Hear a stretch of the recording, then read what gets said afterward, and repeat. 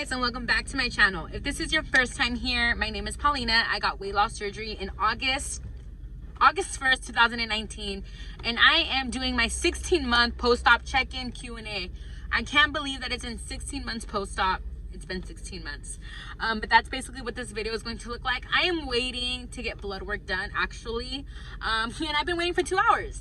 So I know that the hour's gonna be longer. I usually never film in my car, but I thought, hey, you know, let's just do it. I'm bored. I don't know what else to do. So let's just film. I was gonna film this video later on, but let's just do it. So if you guys are interested, then please keep on watching. So I asked you guys to ask me questions regarding anything right after surgery. I got a lot of questions. I wrote them down, so I'm gonna be going through the questions and just chit-chatting. This is more of a chill kickback video. I can't believe that I'm 16 months post-op. It goes by so fast, you guys. So if you guys are waiting and you are so eager to get the surgery, just remember it goes by super fast, and just enjoy every moment, every up, every down, everything. I've cried through all of this. I've laughed through all of this. But more than anything, I am so thankful. I am so blessed. I am so happy that I went through it, that I did it, and here I am, happier than ever. So on that note, let's just chat. So first question, when did you start? Actually, no. First question is weight gain. So I am 16 months post-op. I want to be as real as possible with you guys. My lowest weight was 160. Today I am sitting at 165. I kind of stopped weighing myself every week, which I don't agree with. I need to go back to that. I went back to work about 2 months ago after all the craziness with COVID. I stopped working out. And again, I'm just being real, 100% honest with you guys. If you guys have watched my previous videos, you guys know that I hardcore worked out. I had a personal trainer, weight train. I'm still trying to figure all this out. I opened up a business, a small business. So literally every hour in my day is accounted for. But again, it's excuses, and I need to get back to it because yes, I've gained weight. I've gained 5 pounds. 5 pounds is 5 pounds. It might be a small amount. It might be a large amount for people. But for me, I know that it can keep adding up. I'm content where I'm at. I'm happy where I'm at, but I just really need to be mindful that I can gain my weight back. So yes, I have gained 5 pounds probably in the last 2 months, but I've never like gained weight before that. But yes, I've gained 5 pounds. So I'm sitting at 165. I am 5'4". So in total, I've lost 142 pounds at my lowest weight. So take away 5, whatever that is. I suck at math, okay? When did you start losing hair? I'm so happy you guys brought this up because if you can see all my baby hairs coming out. I started losing my hair about 4 months post-op, and I lost it for about a month. I think I'm pretty lucky with the amount of hair that I lost, because I know a lot of people lose hair from the beginning all the way up until, I don't know, everyone's different and they lose a lot. I did lose hair. I use the company Monat, M-O-N-A-T. I bought that shampoo and conditioner, and I went from washing my hair every day to washing my hair every 3 days. That product really helped me, but that's what I used. And my hair stopped falling out about 5 months post-op, and it's regrowing. I'm 16 months post-op, and my regrowth is real. So just be patient. Don't let that be one of the reasons why you don't get surgery, because it's not a factor to not get surgery. I know that other people get it worse than others, but you're going to lose hair due to the lack of vitamins, due to lack of nutrition, right? Because of our surgery. So just be mindful of that. Bored with food, what do I do? So if you ask these questions, I wrote them not as long, but I'm answering the ones that you guys said. So bored with food. So that's the thing with me. I'm a very creative person. Like, I'm always trying to find different things to not keep me from becoming bored.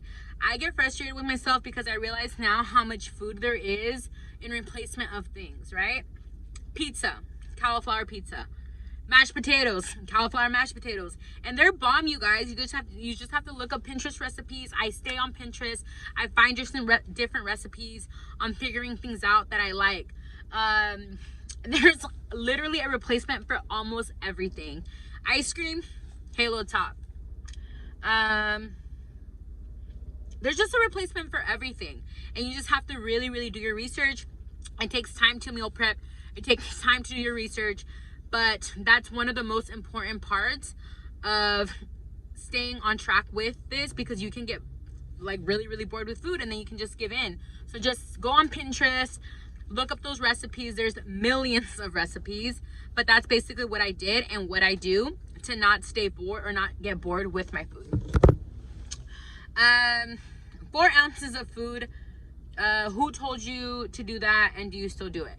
So I was told to eat 4 ounces of food at a time. Up until about 12 months, I really, really weighed my food out. To that extent, I didn't eat past that. Now I can eat a little bit more. I can eat not a little bit more. I can eat a lot more, but I really, really try not to. And I think that I can kind of see, like, I'm looking at the food and I can tell what 4 ounces is, because for 12 months, I weighed my food. So now I know what that looks like. There's some days that I get full off of 3 ounces, and there's some days that I can eat about 5 ounces. It just really, really depends. I've talked about it before where, like, I get the kid size Subway sandwich. Yes, I eat bread, and it's pretty small, but there's days where I can eat half of the kid size sandwich, and there's other days when I can eat the whole thing. It just really, really depends on the day. Like, it could be from one day to the next. So it just really, really depends on you, and just how your tummy is that day, really. So it's pretty crazy how our body works. How do you eat slow? I feel sick when I eat too fast. Honestly, I have a hard time with this. So I eat pretty fast too. I don't get stomach aches, but I definitely, like, in my early stages, I would really time out 30 minutes on eating 30 minutes. I'm eating in 30 minutes, and now I eat pretty fast. And I think it just has to do with me going back to work, me being really busy. And it sucks because when I'm saying it out loud, you kind of realize, like, the bad habits that you're going back to. Like, I remember in my previous videos, in my previous months with surgery, I would say you sit down and eat. Now in the last 2 months, going back to work, starting my own business, filming YouTube, all of my life, it's just really, really busy. So a lot of the times I stand up and eat. I go to Profi a lot just because it's, sipping, and that's considered a meal for me, which is, if you guys don't know, it's the 3 shots of espresso over ice with 4 pumps of sugar-free vanilla that I get at Starbucks, and then I add a Premier shake to it, and that's considered a meal or a snack. It's 160 calories, so I've counted it as a snack also. But that's something that I really need to focus on, is eating slower. I do eat slower when I eat, like, if I eat like carne asada, I don't really eat a lot of meat, but if I do, like, you have to chew it, right? You have to really, really, really chew your food to a consistency where it's, like, mashed up, even with chicken. But usually with chicken, I like to shred it, or I cut it in really, really small bites. So that's something that I've done. So yeah, I chew a lot, but I'll just cut it into smaller bites so that it's not like a big chunk in my mouth, if that makes any sense. But yeah. Did you ever stall, and how long did your stalls stay? So again, if you've seen my previous videos, I was fortunate enough to not stall until I met 160 pounds. Every single week I lost weight, even if it was 1 pound. Everybody's different. I really, really think with me, it was how hard I worked out and being consistent with my food. And I ate every 3 hours since the beginning of my surgery up until now, 16 months post-op. I eat every 3 hours. I'm not talking about full meals. I'm talking about just something. So I always start off my day with a protein shake. 3 hours later, I have a snack. 3 hours after that, I have my lunch. 3 hours after that, I have my snack. 3 hours after that, I have my dinner. And depending if I stay up with working, 3 hours after that, I have a third snack. So I am constantly eating. So when I'm constantly eating, I don't feel like I have to binge when it comes to food, right? That was my biggest problem before surgery. So was binging at night, because I would never eat breakfast. I would never eat snacks. And then when I got home from work, I wanted to eat an entire pizza. That was my problem. And now I don't do that. So I think really eating every 3 hours, meeting my liquid goals, constantly drinking water, or, you know, Crystal Light or zero Gatorade or zero Powerade. I know how hard it is to get in your liquids, but that's one of the most important factors to losing weight. It truly, truly, truly is. And it will help you meet your goals. But I really feel that working out, meeting your protein goals, at least 60 to 70 ounces. Your water, at least in the early stages, 70 ounces. I can now drink about 100 ounces a day. And I don't have a hard time drinking water now. I sip it. I don't chug. I do sip it, but I don't have that much trouble. So I did not stall during that time, which I'm super thankful for.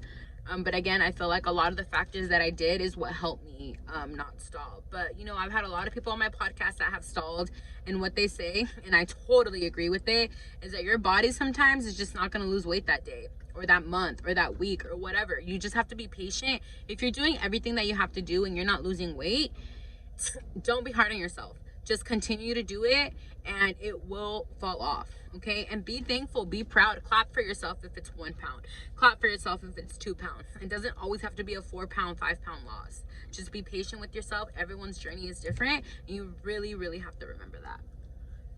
All right, advice on last 30 pounds. So she's also 16 months post-op, and she wants to lose a last 30 pounds. She works out 6 days a week. So this one's hard for me to say, like, to kind of answer. I'm trying to figure out the correct words, but I really feel like I just said right now, if you're doing everything that you have to do, if you're meeting your protein goals, if you're drinking your water, I know now at 16 months post-op how much easier it is to be able to eat food. I've eaten pizza, you guys.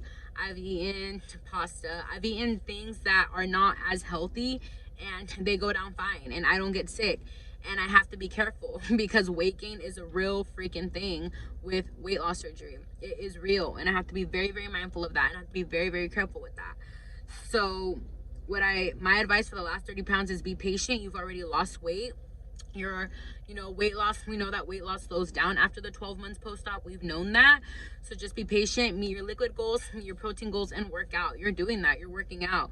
So just being patient and being kind with your body, and just really realizing how far you have come, and celebrate that and continue to work. You got this. Even if it comes off really, really slow, you got this. I know you do. Am I still full after small portions? So like I said, I'm able to eat a lot. Not a lot more, but I mean, yeah, a lot more than compared to the early stages. So snacking, I can snack all day. When I sit down and eat a meal, if I eat like some chicken and vegetables, I definitely feel restriction. If I eat popcorn, I don't feel restriction. So let's just be real. I love popcorn. I probably eat it way more than I should, but it's just really, really staying consistent with your meals and stuff. And you definitely feel the restriction. I don't drink and eat at the same time. Absolutely, I don't. I do get a pain when I do that because your tummy is still small and you're filling it up with liquid and food. And my doctor said that can be the chance of stretching your stomach, and I don't want to risk that. Tips for someone just starting: be patient, love yourself through every stage, take it one day at a time. One day at a time. Focus about all of the goals you have to meet in that day, not in the week, not in the month, not in the year. It becomes overwhelming. You think about all the pounds that you have to lose instead of the things that you have to do in one day. If you're doing what you have to do in one day, it's going to equal to great things, amazing things, and you will lose the weight. Focus on one day at a time and take a lot of pictures, because the growth, when I lost 100 pounds, it was amazing. I was on top of the world. When I lost 40 more pounds, I look completely different. From 100 pounds to 40 pounds on top of that, I look completely different. And if I wouldn't have taken pictures, I don't think I would have noticed the amount of change in my body, and just the way that I felt in general. So really, really, really take your pictures. My greatest non-scale victory. I have so many amazing non-scale victories that I'm just trying to think. Sitting here in my car comfortable with my legs crossed. What? Getting on an airplane with not an extender. What? Fitting into clothes that I never thought I could fit into. Wearing jeans. I never wore jeans before surgery, ever. I hated them. There's just so many. Not getting tired when I'm walking with my family.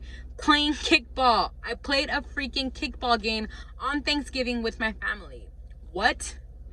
just, there's so many beautiful things that come with this, with losing weight, and you just blossom. You blossom from who you were to who you're meant to become, and it's the most exciting and it's the most empowering thing. And just be patient. It all happens so fast. The worst part about surgery, dude, this one's hard for me. I think just the early stages, it's really hard on me. It was really hard on me mentally, because I would cope with food, and I would cope with my emotions with food, and not being able to do that was hard for me. But I just had to like be really, really strong, you know. And I was able to get past that. But the early stages are hard. I was on liquids for 6 weeks because I was sent back to the hospital after. So I just had to remind myself to be really, really on top of my water, because I did not want to end up back in the hospital. So I think that was the worst thing from surgery, is just not really realizing how hard it was gonna be to get my liquids in, and just actually doing it. Track food. Do you still track your food? Not as much as I should, but like I said, I'm already like into a routine. I know that I have my protein shake. I know that I have a protein bar after. I know like kind of my go-tos for meals. So it's kind of like naturally happening, but I should definitely go back to tracking my food, especially because I can eat a lot more now. So yeah. My first month post-op, or this person's in their first month post-op, how many calories were you eating? So how many calories was I eating? I didn't really track my calories that much. I couldn't eat a lot, you guys. So when I think about it, I sit here and think about how many calories I ate.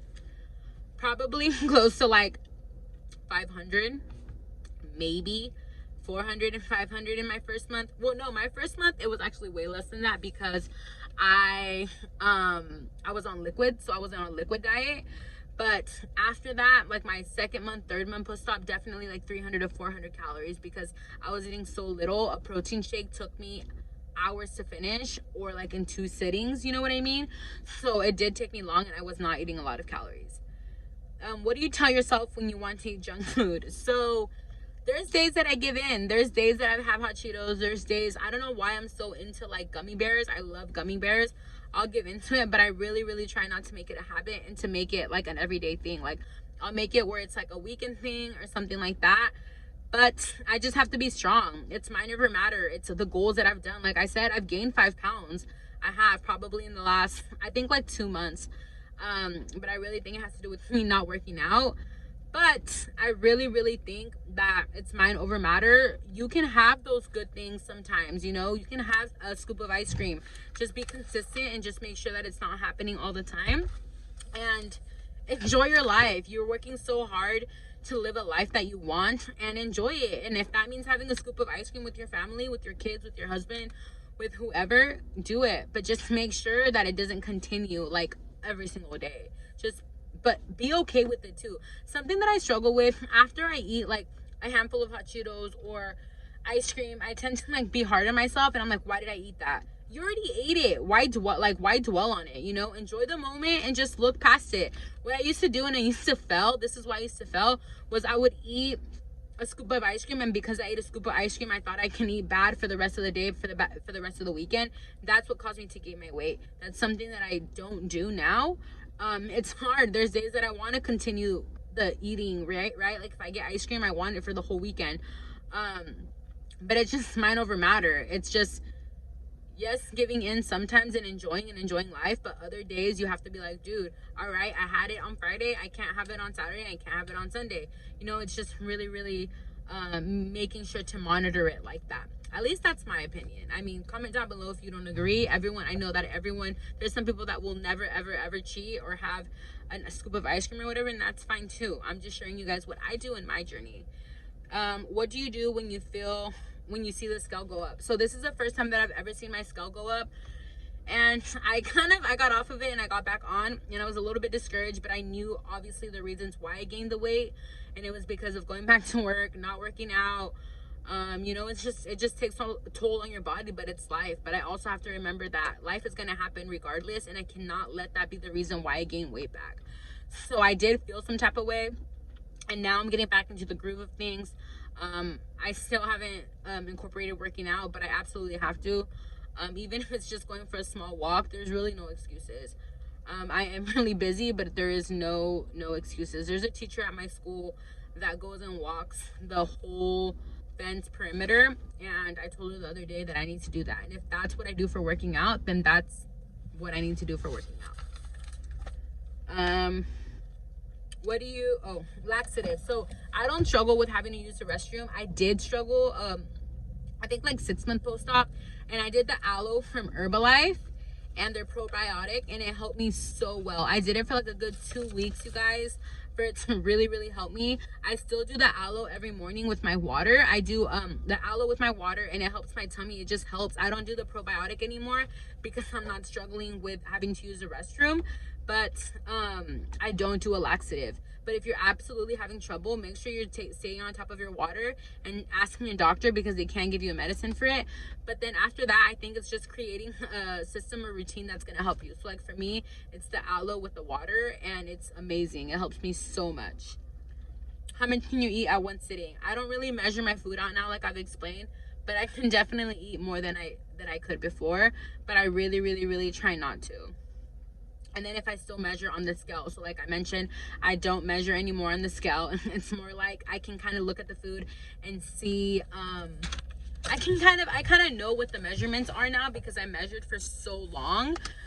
But I don't measure like I used to. But yeah, those are all your guys' questions. Let me just think about 16 months post-op. It's gone so fast. From 12 months, I stopped losing weight, you guys, about 10 months post-op. I'm very content where I'm at. I actually have a plastic surgeon consult on January 4th. So in about a month, I'm going to be talking to a plastic surgeon about removing my skin on my tummy. I really think, so before my goal weight was 150.